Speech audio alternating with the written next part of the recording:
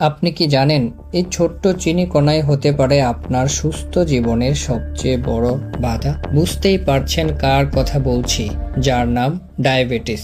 এটাকে নীরব ঘাতকও বলা যায়। ডায়াবেটিস কখন হয়?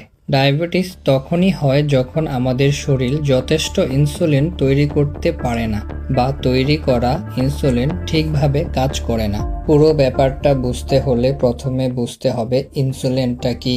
এটি হলো একটি হরমোন। এর কাজ মানবদেহের শর্করা নিয়ন্ত্রণ করা। শর্করা কি? শর্করা হলো খাবারে থাকা চিনি, যা আমাদের দেহকে শক্তি দেয় এমন চিনি।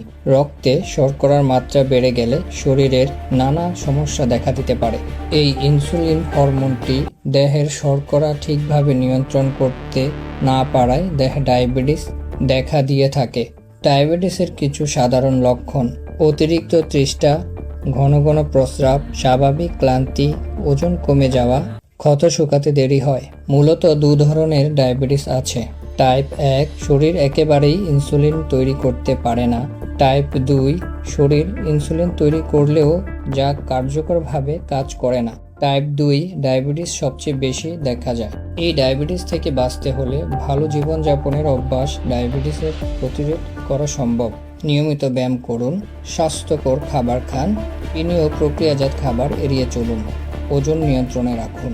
সুস্থ থাকতে হলে সচেতন হন, আপনার শরীরের যত্ন নিন, নিয়মিত রক্তে শর্করার মাত্রা পরীক্ষা করুন এবং জীবন উপভোগ করুন।